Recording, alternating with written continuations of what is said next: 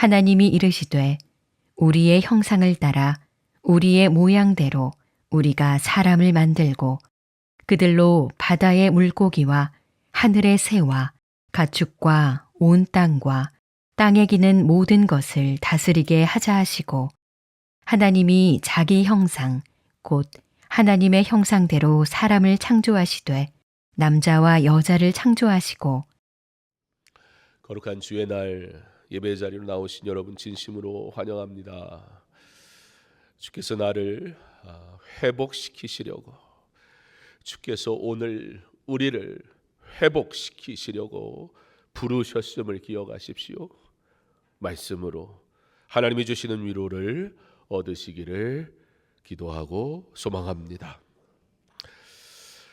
요즘 세상이 가장 많이 얘기하는 것이 있다면 무엇일까요? 문화를 통해 삶의 방향, 철학, 다양한 것들로 이 세상이 말하는 메시지 하나가 있습니다.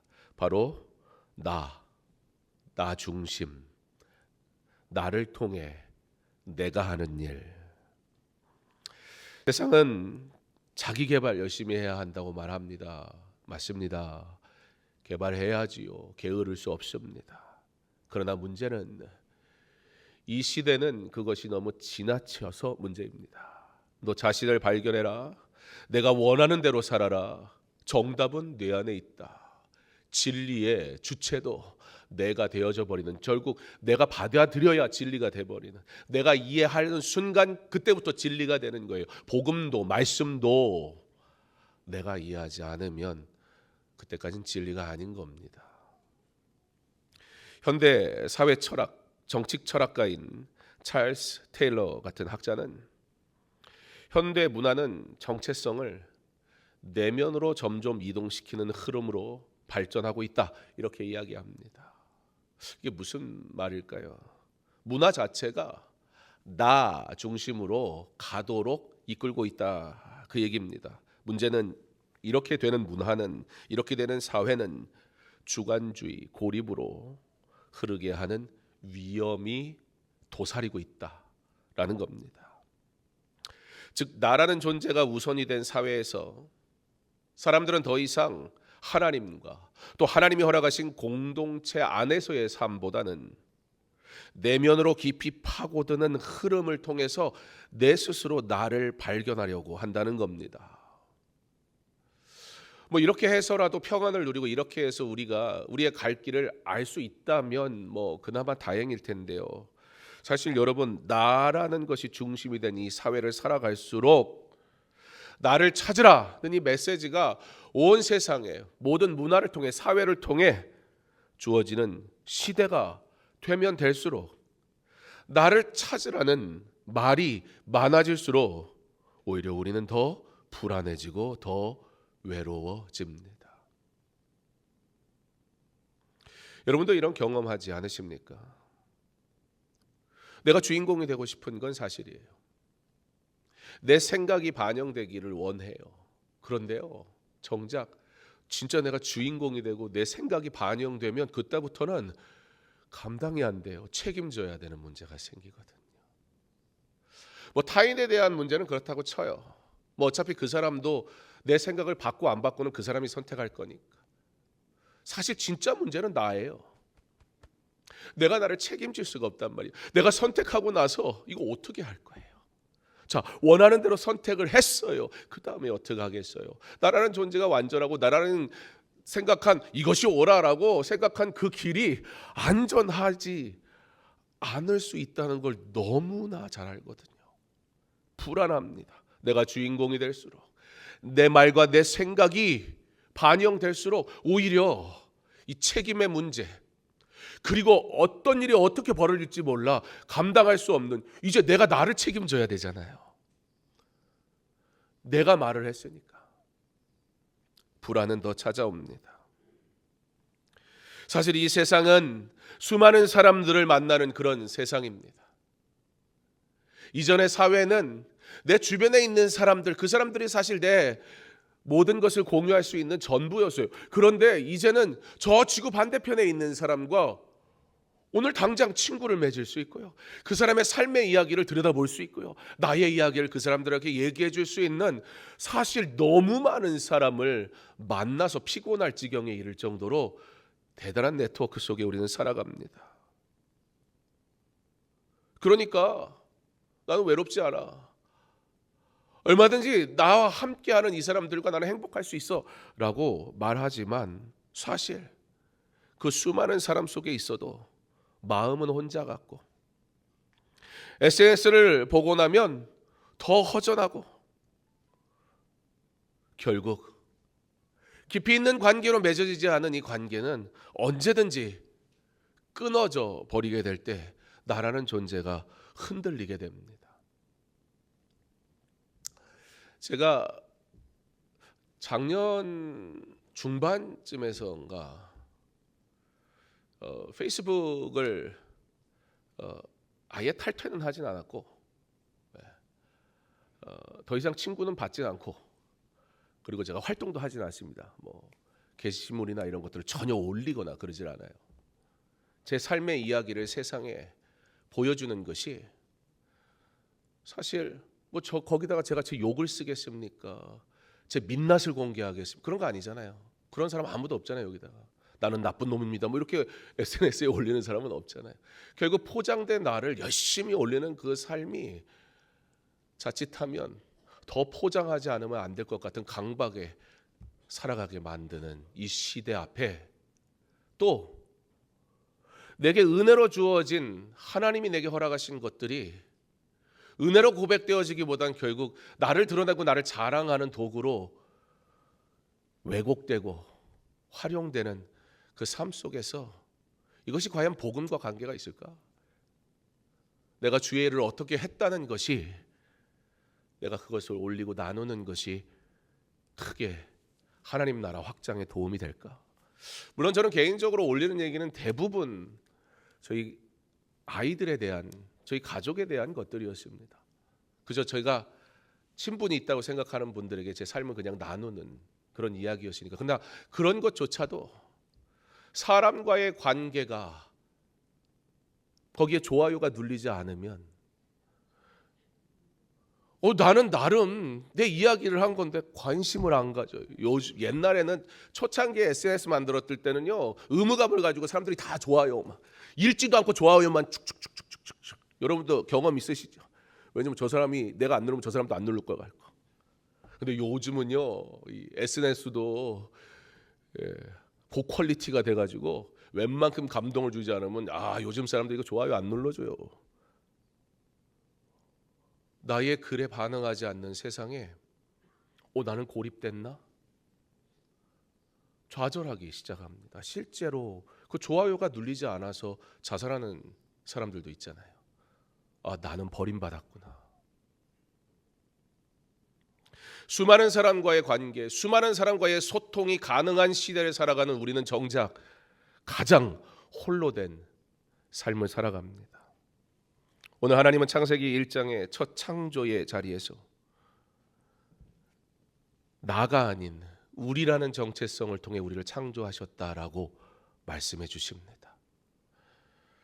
하나님이 이르시되 우리의 형상을 따라 우리의 모양대로 우리가 사람을 만들고 하나님이 자기 형상 곧 하나님의 형상대로 사람을 창조하시되 남자와 여자를 창조하시고 26절을 보십시오. 우리의 형상, 우리가 사람을 만들자. 성경은 하나님을 단순한 힘이나 원리로 말하지 않습니다. 하나님은 인격이시고 하나님 안에는 사랑과 교제가 있습니다. 우리는 이것을 삼위 하나님의 신비로 고백합니다. 여러분, 이게 왜 중요합니까? 정체성은, 나라는 존재는 하나님이 창조하셨는데, 그러므로 나라는 존재는 처음부터 내 안에서 시작되지 않았기 때문입니다. 그런데 이 정체성을 내가 찾으려고 하니까 혼돈이 오는 거예요. 내 감정, 내 성취, 내 욕망이 내가 기초가 되면 그 기초는 흔들리게 돼 있어요. 왜냐하면 감정은 바뀌고 성취는 무너지고 욕망은 끝이 없기 때문입니다. 그런데 하나님은 우리에게 말씀하십니다. 너라는 존재가 누군가? 너는 우연히 있는 존재가 아니다. 너는 실패작이 아니다. 너는 버려진 존재도 아니고, 그런데 너는 누구냐면 내 형상이다. 사랑하는 성도 여러분, 오늘 이 한 문장이 우리가 붙들어야 할 말씀입니다.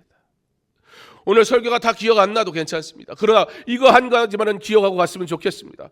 내가 하나님의 형상으로 지음받은 존귀한 자라는 사실을 우리 옆 사람에게 이렇게 축복했으면 좋겠습니다. 당신은 하나님의 존귀한 사람입니다. 한 번 더 인사하겠습니다. 당신은 하나님의 존귀한 사람입니다. 이 거대한 세상 속에서 연약한 존재라고 생각되는 나의 모습은 사실 하나님의 형상으로 지음받은 존귀한 사람인 것을 믿으시기 바랍니다.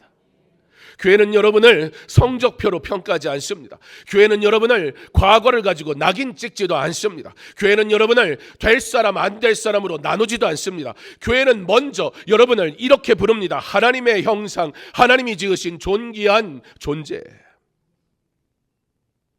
그래서 27절에는 두 가지를 동시에 선포합니다. 첫째는 남자와 여자는 동일한 존엄을 가진 하나님의 형상이다 라고 말입니다.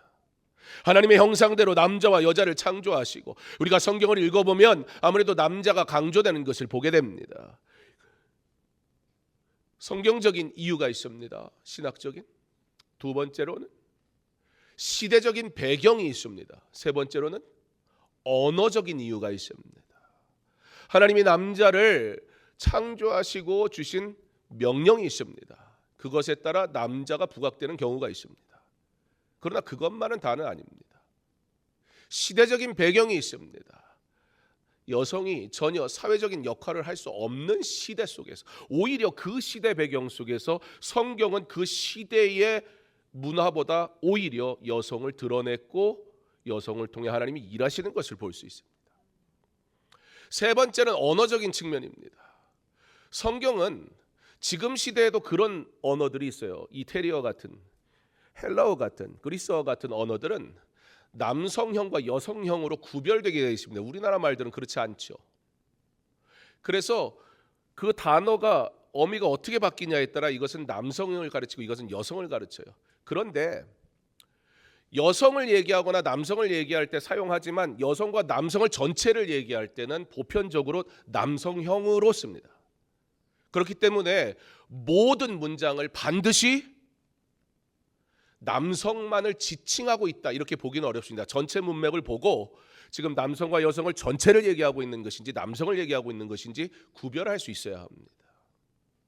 즉 여기서 하고 싶은 얘기는 하나님의 형상대로 남자와 여자를 창조하셨다라는 말씀처럼 형상은 남자라는 존재에게만 더 가치 있게 주어진 것은 아니다라는 겁니다.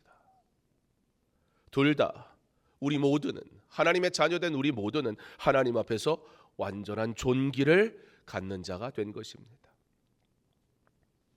그러므로 이것을 통해 우리가 알 수 있는 것은 교회는 사람을 외모로 부르지 않고 성과로 부르지 않고 쓸모로 부르지 않습니다. 그러나 교회는 사람을 형상으로 부릅니다.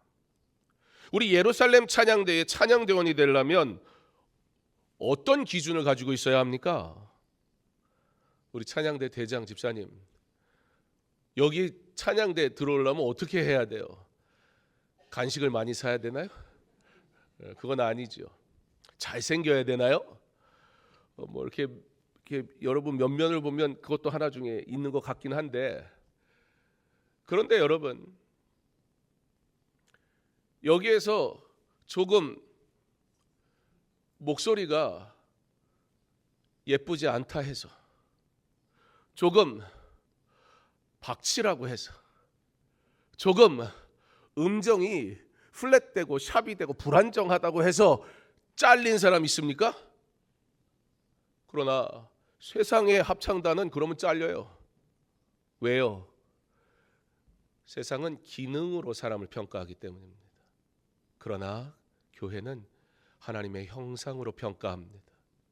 그래서 아무리 노래 기가 막히게 잘 부르고 뭐 똑똑하고 잘났어도 예수를 나의 구주로 고백하지 않는 사람은, 하나님이 나의 할아버지이신 것을 믿음으로 고백할 수 없는 사람은 절대 이 자리에 설 수가 없어요.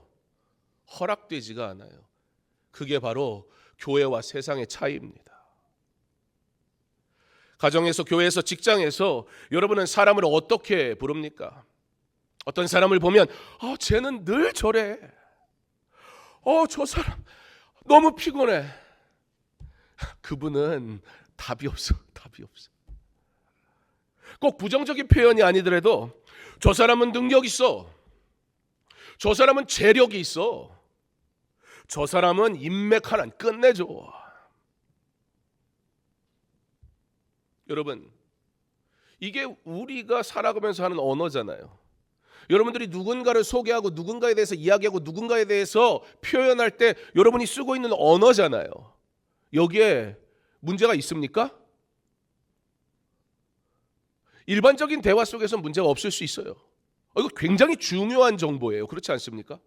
부정적이든 긍정적이든 그 사람을 상대하려면 그 사람의 부정적인 면을 알면 이해할 수 있을 것이고, 긍정적인 면을 알면 좋은 관계를 맺을 이유가 생길 것이고, 다 그런 걸로 사는 거잖아요. 세상 그거 없이 어떻게 삽니까? 다 세상 그걸로 살잖아요. 문제는 뭡니까? 여러분 가정에서, 여러분 교회에서 여전히 이와 같은 언어로 그들을 부르고 있냐 묻고 싶은 겁니다. 하나님은 우리를 형상으로 보셨습니다. 세상이 누군가를 부르는 방식은 형상이 아닌 기능으로 부르는 겁니다.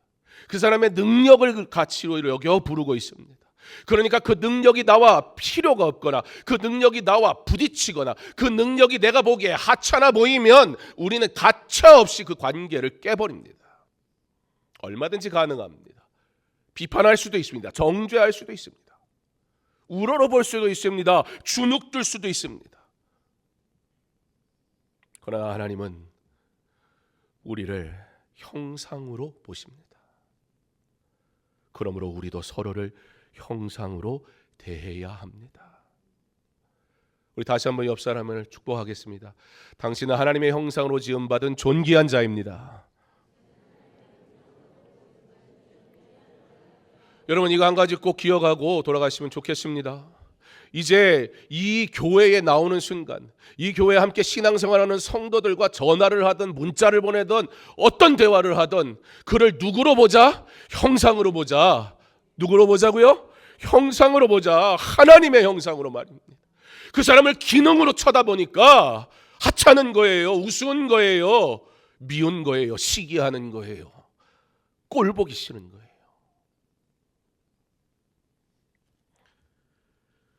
인간은 동일한 존엄을 가진 동시에 관계적 존재로 지음받았습니다. 그래서 하나님의 형상이라는 것을 인정하느냐 아니냐가 너무 중요합니다. 남자와 여자를 창조하시고라는 말은 홀로 완결되는 존재는 없다. 서로를 필요하는 존재로 우리를 만드셨다, 그 뜻이에요. 그래서 신앙생활 혼자 하는 게 아닙니다. 세상은 말합니다. 우리에게 결국 너 혼자야. 너는 네가 지키는 거야. 네가 성공해야 돼. 너를 가치 있게 만들어. 그런데 성경은 우리에게 말씀합니다. 함께 서라.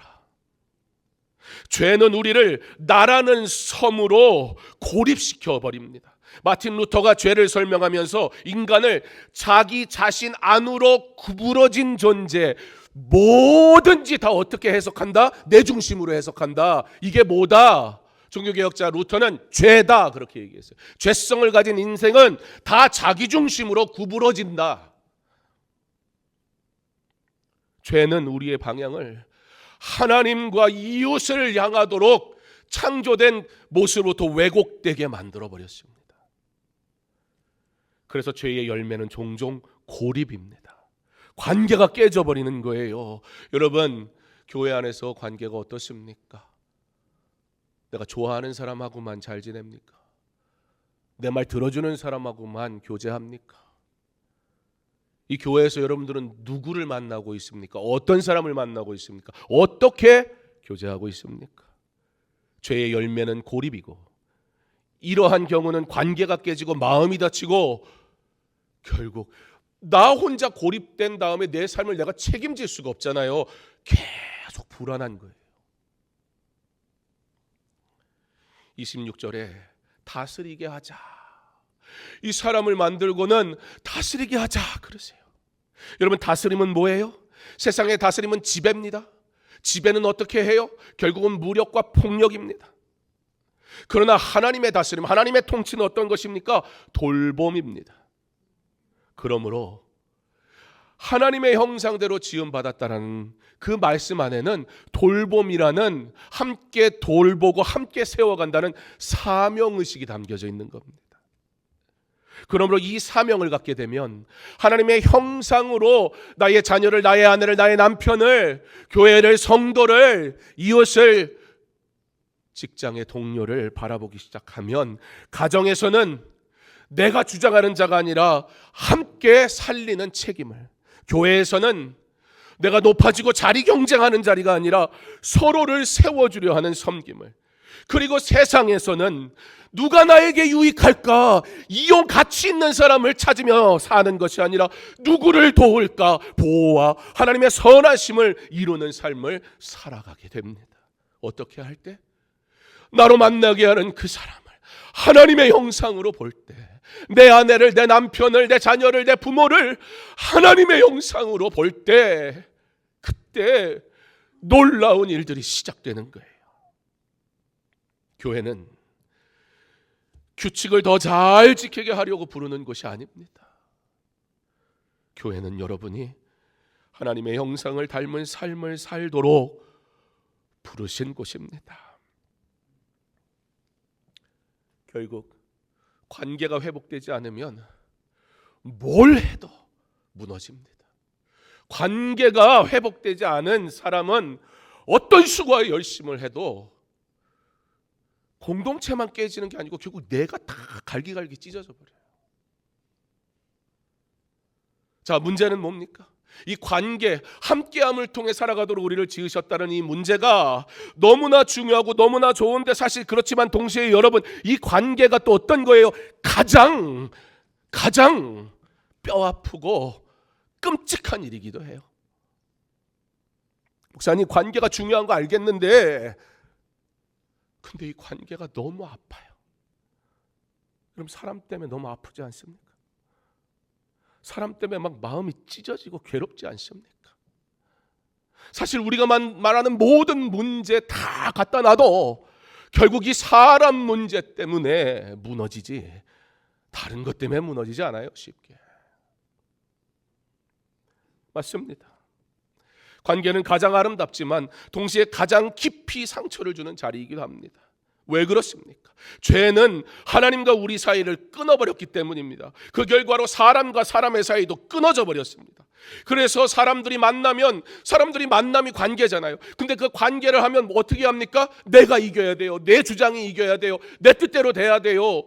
계속 관계가 깨진 관계 속에서 만나고, 하나님의 형상으로 보는 게 아니라 이 사람이 나에게 유익이 있나? 이 사람은 어떤 성격을 가졌나? 이 사람은 괜찮은가? 나하고 어울릴 만한 존재인가? 나하고 생각이 비슷한가? 다른가? 이런 모든 기준 속에서 사람을 만나니까 의심해요. 시험해요.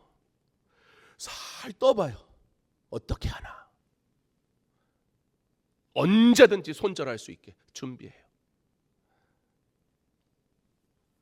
이기려 합니다.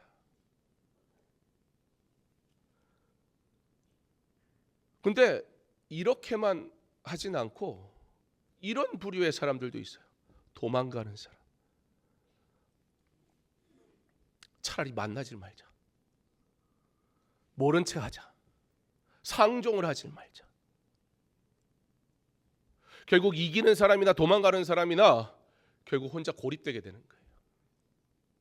방식은 달랐지만 결국 이 둘 다 뿌리는 똑같습니다.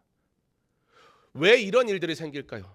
나 스스로가 세상을 내 중심으로 바라보는 이 죄성이 나로 하여금 나라는 섬에 가둬두어 버리니까 거기에서 홀로 있으면 어떻게 돼요? 나는 안전하지 않은 거예요.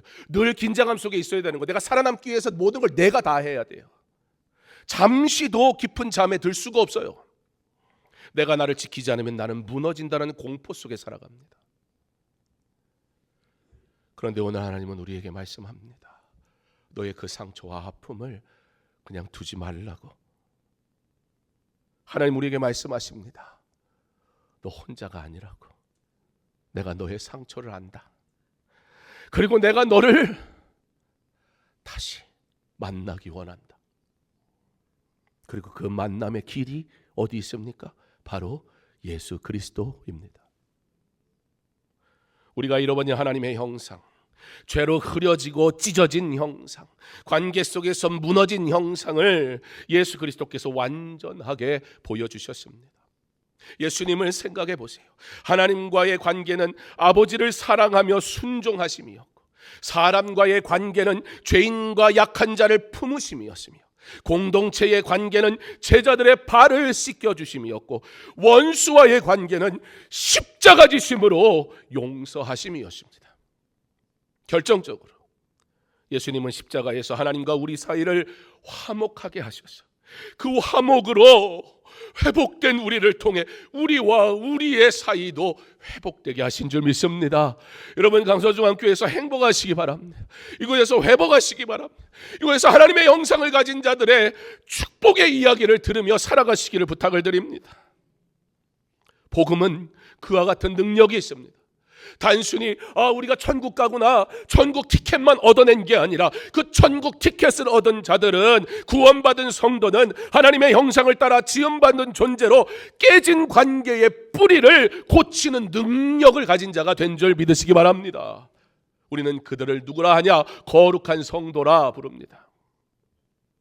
그 복음이 실제로 작동하는 자리예요. 사람과 사람, 하나님의 형상으로 바라보는 자들이 다시 연결되는 자리, 그것이 교회인 줄 믿습니다. 교회를 교회되게 하라는 것은 어떤 세상적인 도덕이나 윤리나 가치들을 이룩하자는 것이 아닙니다. 근본적인 이야기는 바로 하나님의 형상을 회복한 이들이 서로 세워주는 것, 위로하는 것, 함께 걸어가는 것, 그것이 교회입니다. 그러므로 우리 하나님의 형상을 회복한 자 되기를 소망하며 우리의 관계 안에서 다음에 세 가지를 실천하며 살았으면 좋겠습니다. 한번 따라해 주셨으면 좋겠습니다. 사람을 하나님의 형상으로 다시 보기 원합니다. 우리 다시 한번 주변 옆에 있는 분들에게 인사하겠습니다. 당신은 하나님의 형상으로 지음받은 존귀한 자입니다.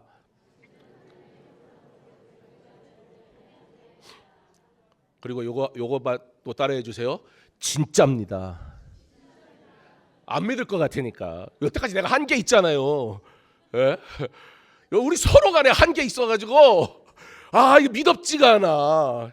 시키니까 하나보다. 한 번만 더 해볼게요. 당신은 하나님의 형상으로 지음받은 존귀한 자입니다. 예. 진짜입니다. 자, 진짜니까 진짜인지 보여줘야 되겠잖아요. 자, 이번 주 숙제 하나가 있습니다. 정말 대하기 어려운 한 사람 떠올리세요. 말은 하지 말고요. 없으면 뭐 다행이고. 그리고선 갑자기 또 이렇게까지 했으니까 내가 가가지고, 근데 나라는 사람이 지금 변하질 않았는데 가가지고 뭐든 안 하던 거 갑자기 하면 오버하고 실수해요. 그래서 차라리 안 하니만 못한 게 되니까 내 마음부터 먼저 다스리고 하나님이 내 마음 먼저 만지셔야 돼요. 그래서 어떻게 하냐면 이번 한 주 그 사람 찾아가라는 게 아니고 만나지 마세요. 그 사람. 뭐 하냐면 마음속으로 그분의 이름을 부르고 조금 전에 한 거 하면 돼요. 누구누구는 하나님의 형상으로 지음받은 존귀한 자인 것을 믿습니다. 일주일 동안 그것만 하세요. 시선이 바뀌면 말이 바뀌고, 말이 바뀌면 관계가 바뀝니다.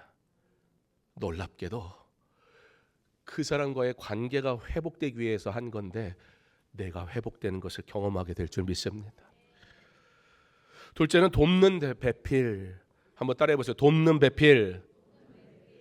즉 누군가의 에제르가 되시기 바랍니다. 뭐 새로 나온 화장품 이름 아니고요. 에제르.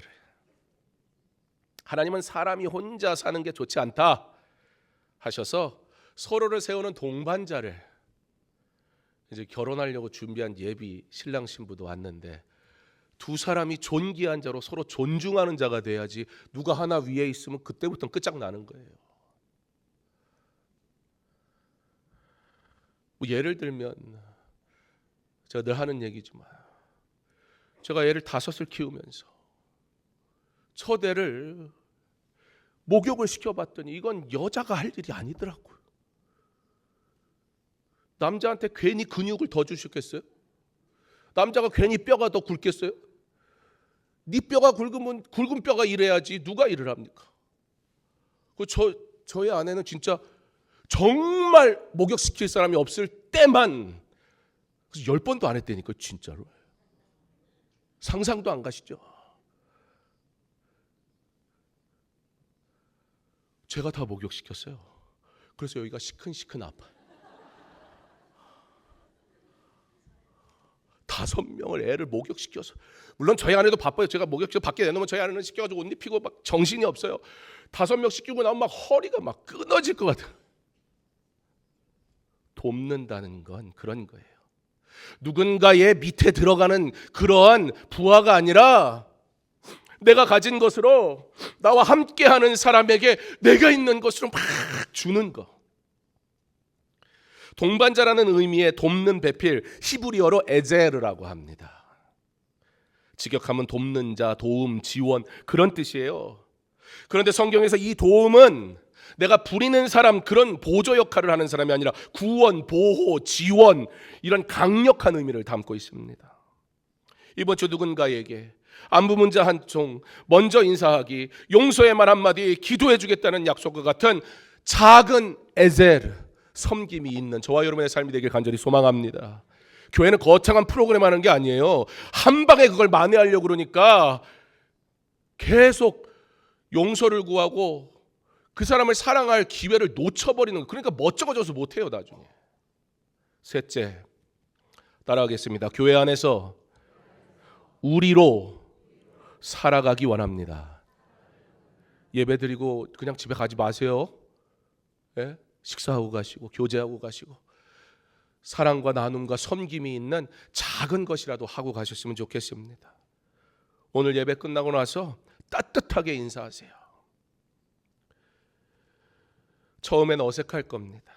그러나 기억하십시오. 형상은 고립이 아닌 관계 안에서 선명해집니다. 내가 하나님의 형상으로 지원받았다는 것은 나를 챙기는 삶은 보이지가 않아요. 그러나 내가 섬길 때 뚜렷해지는 거예요. 미국 펜실베니아 로세토라는 작은 마을이 있었습니다.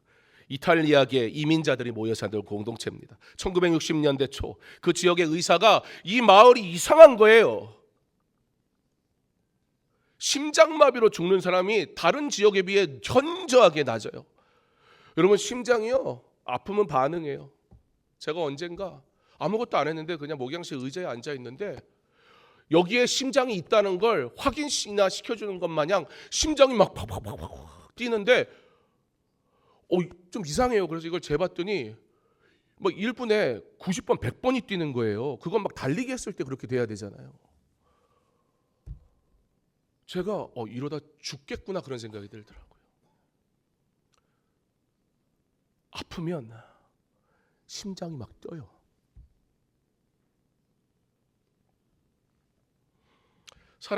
이 사람들은 도대체 왜 이렇게 심장병, 특별히 그리고 건강 지표 자체가 너무 좋은 거예요. 그래서 막 조사를 하기 시작했고, 표본이 있어야 되니까 인근 옆에 마을 비슷한 환경, 문화, 그리고 어떤 기후 이런 걸 가진 환경과 똑같이 연구를 하기 시작했습니다. 근데 문제는 뭐냐면 이유를 못 찾겠는 거예요.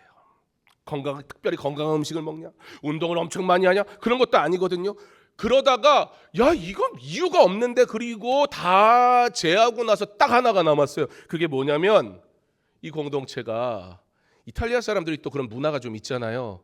가족이 끈끈하잖아요. 그래서 이탈리아의 마피아가 잘 되나 봐요. 예, 자기들끼리는 가족이니까. 촘촘하게, 사회가 촘촘하게 연결이 돼 있는 거예요. 외로울 수가 없고 나라는 존재가 내 마음대로 할 수가 없어요. 그런데 그것이 자유가 없는 것이 아니라 아플 새가 없는 거예요. 외로울 새가 없는 거예요. 상처가 계속 유지될 시간이 주어지질 않아요. 서로의 문을 열어들고, 여러분 옛날에 다 문 열고 살지 않았습니까? 옛날 주일학교 선생님들은 가면은 엄마 아빠 교회 안 다니니까 뭐 자든 말든 내버려 두고 들어가가지고 잠자는 애 옷 입혀가지고 교회 데려오고 막 이랬잖아요. 남의 집에 들어가고 막 전도도 그냥 막 들어가서 전도하고 오고. 요즘은 그러면 막 큰일 나죠. 뭐 큰일 나나 마나 할 수도 없어요. 뭐 꼭꼭 잠가가지고. 가족이 촘촘하게, 이웃이 촘촘하게, 누군가 어려우면 함께 밥을 나누고 삶의 무게를 공동체가 같이 끌어간 거예요. 그런데 이 마을도 시대와 풍조 속에 휩쓸릴 수밖에 없잖아요. 그러면서 거기도 세속적인 문화, 이제는 이 세상이 말하는 내 중심적인 문화가 들어가기 시작하면서 그 마을이 더 이상 지표가, 건강 지표가 우월하지 못한 마을이 돼버리고 많은 결과를 보면서 왜 건강했는가에 대한 결론을 가지게 됩니다. 여러분, 공동체가 있으면 무조건 병이 안 생긴다, 그건 아니에요. 그러나 한 가지 분명합니다. 하나님은 우리를 홀로 살도록 창조하지 않으셨습니다. 사랑과 돌봄, 그리스도 안에서 더 하나님의 형상을 뚜렷이 보게 되는 겁니다. 사랑하는 성도 여러분, 세상은 여전히 우리에게 혼자도 괜찮아 라고 말하지만 하나님은 우리에게 너는 혼자가 아니야 라고 말씀합니다. 그리고 그 하나님의 방식이 구체적으로 나타나는 자리, 그것이 교회입니다. 이 교회가 하나님의 형상을 발견하고 하나님의 형상으로 서로 세워주는 주님의 교회 되기를 간절히 소망합니다. 교회는 완벽한 사람들의 정시장이 아닌 거예요. 그러니까 아무렇게나 해도 되는 곳은 아니에요. 형상이 깨진 사람들이 예수 안에서 다시 연결되고 회복되는 곳인 줄 믿습니다. 오늘 주님은 여러분을 초대합니다.